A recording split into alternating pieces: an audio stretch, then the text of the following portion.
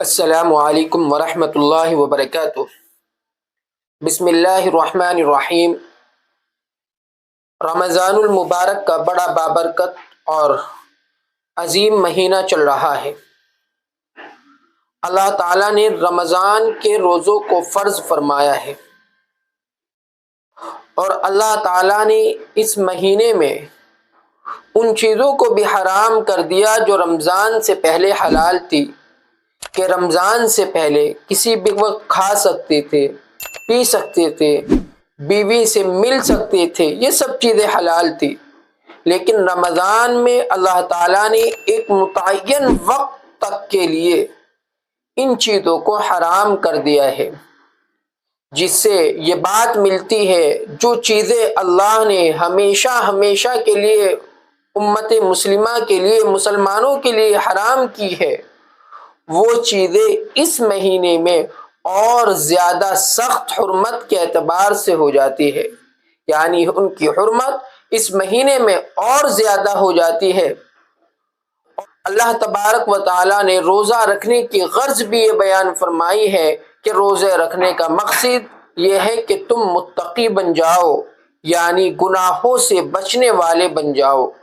اللہ فرماتے ہیں لعلکم تتقون، روزہ تم پر فرض اس لیے کیا گیا ہے تاکہ تم متقی اور پرہیزگار اور گناہوں سے بچنے والے بن جاؤ، اس لیے اللہ تعالیٰ نے روزہ فرض کیا ہے۔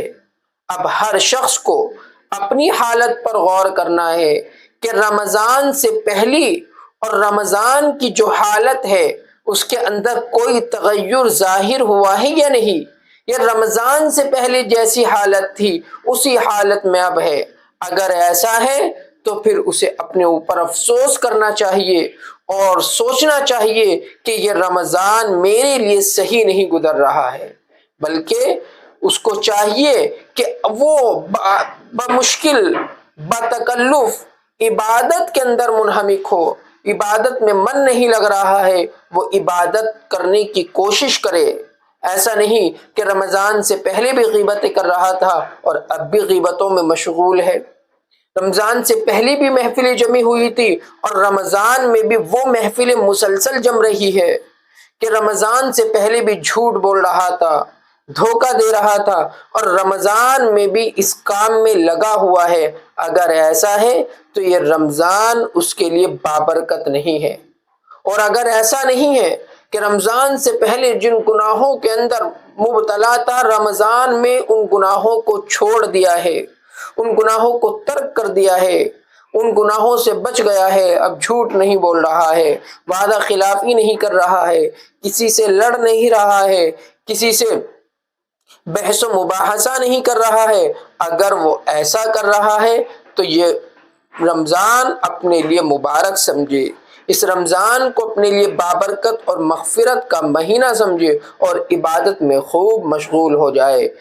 کیونکہ حکیم الامت حضرت مولانا تھانوی نور اللہ مرقدہ بیان فرماتے ہیں کہ اس مہینے کی عبادت کا اثر 11 مہینوں تک رہتا ہے، کہ جو اس مہینے میں بتکلف کوئی نیکی کر لے، کوئی نیکی کا کام کر لے اور اس کو پورے مہینے مسلسل کرتا رہے تو رمضان کے بعد وہ نیکی کرنا اس کے لیے آسان ہو جاتا ہے۔ اور اسی طرح جو اس مہینے میں گناہ سے اجتناب کر لے، رمضان کے بعد جو آنے والے مہینے ہیں اس میں ان گناہوں سے اجتناب اور بچنا